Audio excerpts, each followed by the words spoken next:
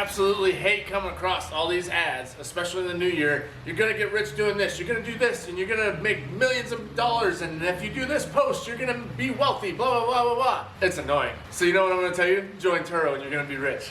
Just kidding. Not even close.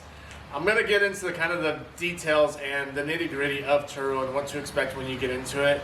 And it's not all rainbows and butterflies, but if you are looking for a side hustle, some extra income, it can definitely work out for you. Just make sure you do it the right way. If you guys are new to the channel, thanks for coming. I'm Steve, welcome. And if you're returning, thanks again for the support. But without further ado, let's just get right into this. So Turo is one of those things that started getting really big and started getting some momentum in the end of 2020 when everybody got out of the lockdown. It's been around for a little bit, and I know some of you guys may be watching this saying, dude, we know this already. But for those that are new, just kind of give you a little breakdown. It's been around for quite a while now. There's quite a few hosts that have actually been around from the very beginning and are still doing it, and you're seeing a lot of people come and go. They're thinking it is one of these get-rich-quick schemes. They think that they're going to be able to make all this money. They don't protect themselves, and it just ends up biting them in the butt. It sucks, and I hate to see it. That's why I started coming up with this channel. Started helping all you guys out so that way you didn't get caught in the excitement and then get basically ran over by Turo and all the unexpected expenses. I have more than just this channel to actually help you guys out. There's courses you can actually get one-on-one time with me, and this will help kind of fast track some of the things that you guys got going on. Like I said, my ultimate goal was to help out, make sure that people didn't get caught up in all the negative and basically just screwing up their credit, all the stuff that could potentially go wrong. So just a little bit of background with me. We did have a Turo fleet that was in California, and we were running, 2018, we had just under 50 cars. I think it fluctuated back and forth between 50 cars and 40s, high 40s. And there's a lot that I learned through this. And that's where I come with my experience and what my personal opinion is with this stuff. And just, like I said, my experience is what I've seen work and what I have seen doesn't work. I know you've seen some other hosts that are actually on here doing YouTubes and all that, and I just say, take everything with a grain of salt. Take what I say with a grain of salt. Like, I am not perfect. I'm not going to be the best at any of this, you know. I'm just giving you my experiences.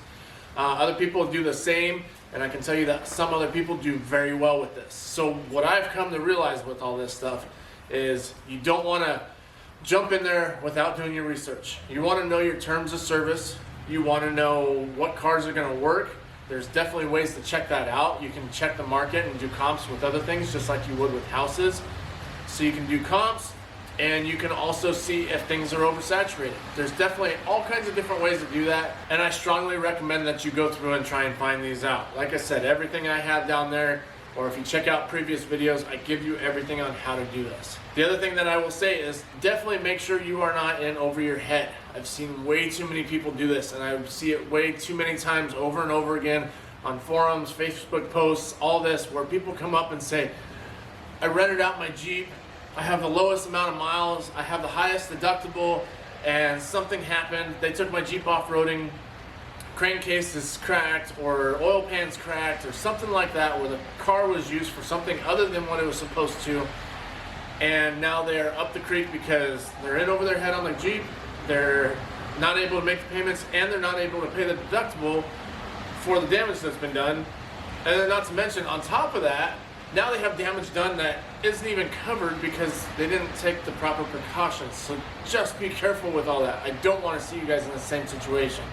That's why I say make sure you take your pictures. If you have Jeeps, or actually we did it on the lower cars too, like on the Porsche, the Mercedes, anything that was lowered or lifted, we always made sure we got down and checked the bottom of the bumper, got pictures that way. You got pictures of the undercarriage, so that way you can show that there's nothing dragging, nothing's loose. And with Jeeps or anything that's kind of a little bit higher, SUVs, you get pictures underneath the undercarriage, so that way you can see if there's any scrapes or anything, and if something major comes up, you can show Turo like, hey, this is all here, it's documented, it's done exactly the way you said, so cover me.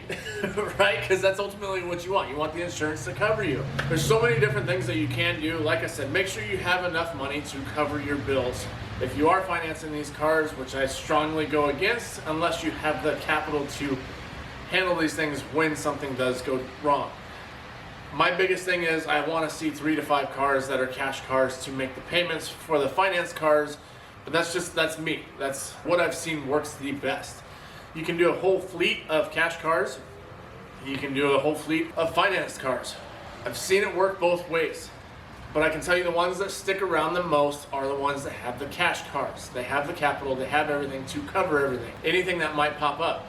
The ones that are financed, I see it way too often, and it's not going extreme Ramsey stuff, but something happens and they can't afford the notes, they can't afford the payments, and then they can't afford to have them fixed. So now they're up the creek. Credit just goes to crap because they got a voluntary return on these cars, repo, or now they're just making everything, they're stretched way too thin because they're trying to make ends meet. So that's why I strongly suggest, with my personal experience, you go 3 to 5 cash cars per finance car, and that's luxury or exotic or whatever you want.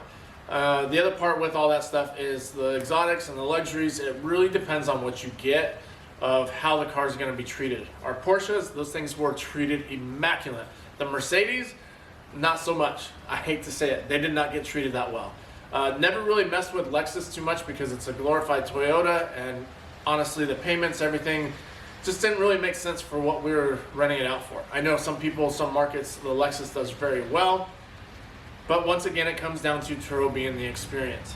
So the commuter cars, not a whole lot with those things. Options don't really matter. If you're doing a car for 30, 40 bucks a day, they don't care what's in it. They just know it's gonna get from point A to point B without any problems. So that's the biggest thing. Just make sure that they are maintained and well taken care of throughout the time that you have them on the platform. My rule of thumb is don't put out anything on the platform that you wouldn't be comfortable driving with your family in, and you'll be just fine. The exotics or the luxuries or the sports cars, know that these things are going to get damaged, they're going to get thrashed, people are going to get speeding tickets, you are going to get tickets in the mail from red light cameras, all kinds of different weird, bizarre things. You'll find drugs, you'll find whatever. You'll find the weirdest things in these cars, right? Sometimes you get lucky and it's a nice extra phone cable. Or you are like some of these hosts where you find weapons or what have you. You're gonna find weird stuff. So don't get too attached to these cars. They're not gonna be well taken care of. But do what you need to make sure that they're making you money. I really do believe that through everything that I've been through with Turo, that it's a long game, right? You're not gonna get rich quick. I hate to break it to you. Sorry guys, it's not gonna happen. It's like any business. You're gonna get what you put into it, and if you just kind of let it on the back burners, you're not gonna make money.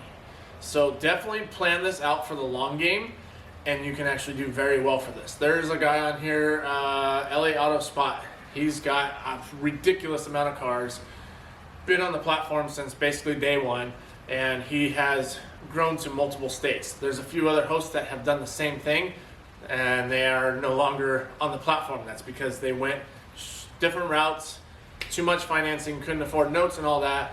So just like I said, when you get to a point where you're able to grow so big, you can buy newer cars cash. That's fine, but stick with what you can do right off the bat. That's the biggest thing that I can say. And when you do buy new cars, don't buy a whole bunch of the same ones, because that'll put you up the creek real quick too, just in case there's a recall or something stupid happens. Once again, with all this, just take everything you hear with a grain of salt. I know it's a new year. Everybody's kind of wondering like, hey, what should I do? Should I listen to this person? Should I do this? Do your due diligence, take it with a grain of salt, and realize that nothing you're going to do is going to get you rich quick, overnight, or easy. That's the biggest thing. If it was easy, everybody would be doing it. If you're able to really go out there and do e-commerce and get an Etsy shop and put your downloadable book on Etsy and then make $10,000 a month on that, just like that, everybody would be doing it. There's a reason why there aren't so many people making millions and millions off of it, because it doesn't happen. I hate to break it to you. But do your research, figure out what works for you, figure out what's going to keep you happy, keep you excited, and go after it. Have fun with it. I would say maintain that 9 to 5 just in case. If you're getting into this, it's going to be super hard to just jump right into it and make a living off of it, but do what you got to do. So hopefully this is a little bit long-winded. Hopefully it helped you guys out. Definitely check out the links below. The courses, get one-on-one with me, but go out there and have fun, make some money, get ahead, do what you got to do. Have fun with it. And also drop it in the comments what you guys want to know, what you guys want to hear about, and I'll do everything I can to give you guys exactly what you guys want. I'll try and condense these videos a little bit more because I do realize I get a little long-winded. But We will catch you guys on the next one. Do everything down below. You guys know what to do. Thanks for watching. Later, y'all.